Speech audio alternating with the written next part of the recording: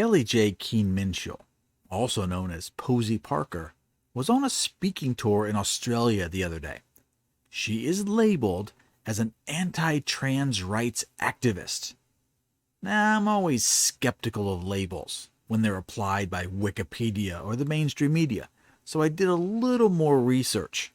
Now, she has several very clear goals. She does not support new laws that allow trans people to use public bathrooms that are not according to their biological gender. She opposes new laws that allow trans athletes to play in sports that are not in their biological gender. She does not support hormone therapy or puberty blockers for children. She doesn't support drag performances for children. Stuff like that. She also founded the Standing for Women organization in 2020. So she's basically just an old-fashioned feminist that wants women's rights. Now she's afraid, and rightfully so, that trans are taking away basic rights for women and eroding the meaning of what a woman is. So of course they naturally call her anti-trans rights activist, blah, blah, blah. When she was getting ready to speak at the ironically named Let Women Speak event, a trans activist stormed through security and poured a red liquid on her. It was rumored to be tomato sauce, but it may as well have been pig's blood or human sewage. Doesn't matter. It was an assault. Now here's why this is interesting to me, and I don't see anyone else putting these pieces together. The trans community is violent. Their first resort is to use violence or the threat of violence to prevent anyone from having a different opinion. They are right. They are always right. And you can't say anything different, or they will hurt you. There are painfully obvious reasons why they do this. 1, it works. And 2, they will almost never be punished. I hate to bring this around to the Tennessee event from a few days ago, but it's a perfect and timely example. A trans person did a horrible crime, and just about every news outlet ran cover for her. Him? Whatever. I guess its pronouns now are were because it's dead.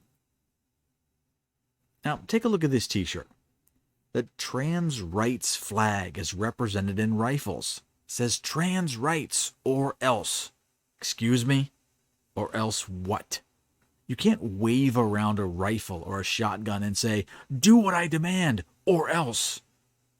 Does that imply that if you don't get your way, you'll use those bang sticks and get your way through violence? That kind of seems like it to me. And what about the press secretary of Arizona, Jocelyn Berry? In her recently deleted tweet, she showed a pic holding 2 guns and said, "It's us when we see transphobes." Seems a little violent. Then she resigned in disgrace, and the tweets were removed because she broke Twitter's rules on threats of violence. And let's not forget the Trans Day of Vengeance planned for this weekend. It's a well-funded event that plans to take over Washington, D.C. this weekend.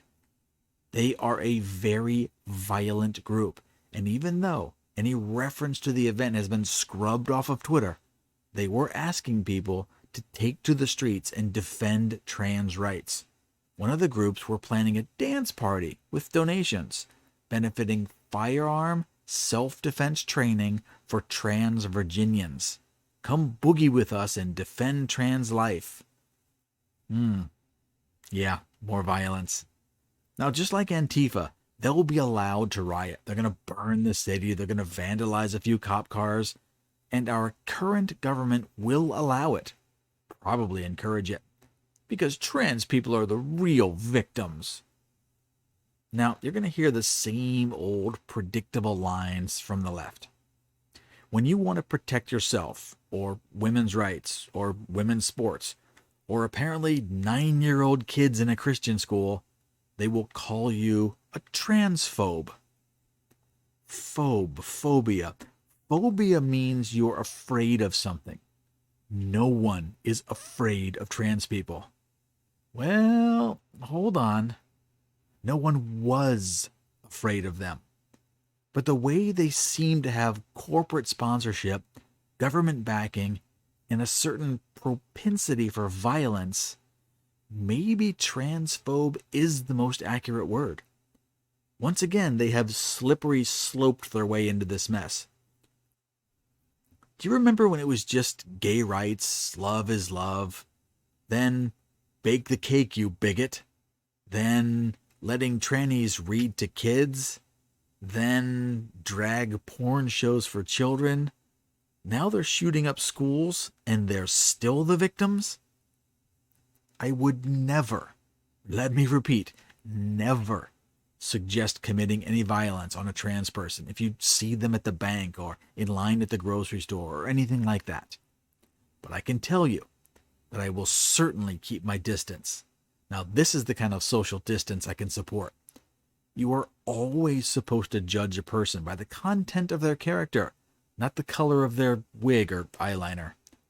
Based on that, if I see trans, I make plans to get away from them. They're dangerous, they're evil, and they're unnatural. But I do not want to take away their human rights. If a grown adult wants to chop off their breasts and cut off their dick, go ahead. That's your right as a mentally unwell person. I disagree. But if it doesn't initiate violence on anyone else, chop away. It's your twigs and berries, and I will be quite happy if you never have children. Right. Our hearts go out to the trans community as they are under attack right now. So what do you think about this Day of Vengeance parade? Would you go and counter-protest? Or would you avoid it like Fauci was sampling a new vaccine like deli meat at Costco? Or am I way off on this theory and trans people are just okay? They should be welcomed into your life like an old friend. Come on, comments are open. Jump in. I got another video coming later, so I'll see you soon.